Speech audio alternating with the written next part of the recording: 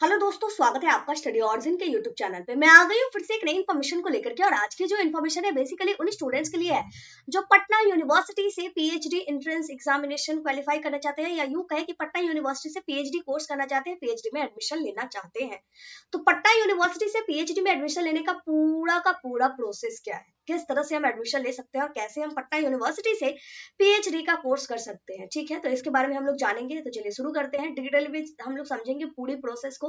फिर भी कुछ क्वेश्चन वगैरह बच जाएगा तो कमेंट बॉक्स में पूछ लीजिएगा। अब बात करते हैं सबसे पहला प्रोसेस। तो अप्लाई होता है, सिंपल सी बात है, हर जगह हर कोर्स के लिए अप्लाई होता है। आपने ग्रेजुएशन किया, पीजी किया, सबके लिए अप्लाई किया, तो सिंपल सी बात है पीएचडी एडमिशन के लिए भी अप्लाई होती है।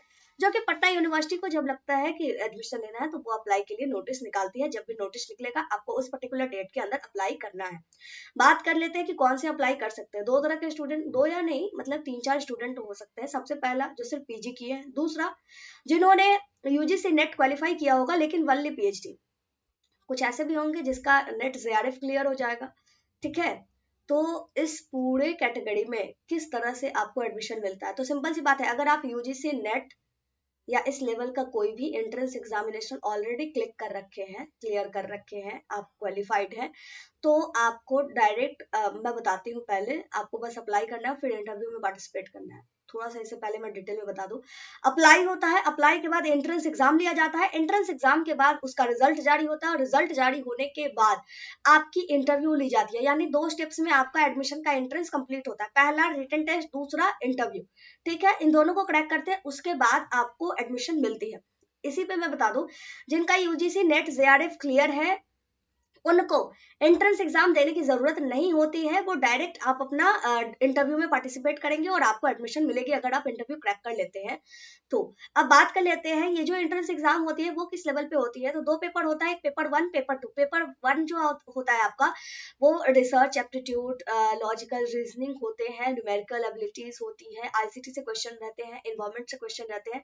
तो इन सभी से जब सिलेबस वाली वीडियो देखेंगे तो आपको पूरा डिटेल समझ में आ जाएगा, सिलेबस क्या होता है, इसको लेकर के डिटेल वीडियो बनाया जा चुका है, ठीक है।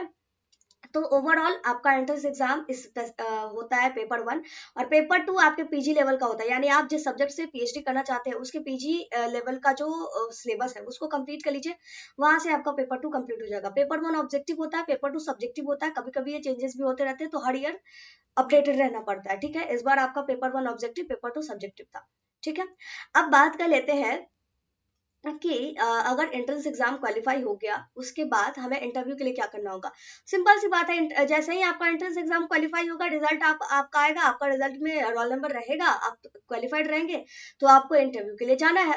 अब यहीं पे एक चीज और आती है, जो यूजीसी नेट जेआरएफ वाले हैं उन्होंने क्योंकि उन्होंने क्वालिफाई कर रखा है, तो क्या उन्हें रिटन एग्जाम देने की तो जरूरत नहीं है, तो अप्लाई करना पड़ेगा। जी बिल्कुल, एक साथ अप्लाई करना पड़ेगा। जब अप्लाई होती है तो एक ही साथ दोनों को अप्लाई करना पड़ता है, सिर्फ पीजी वाले को भी और जो नेट जेआरएफ वाले हैं उन्हें भी। अप्लाई करने का टाइम सबको अप्लाई करना है, उसके बाद अलग से आपकी इंटरव्यू होगी।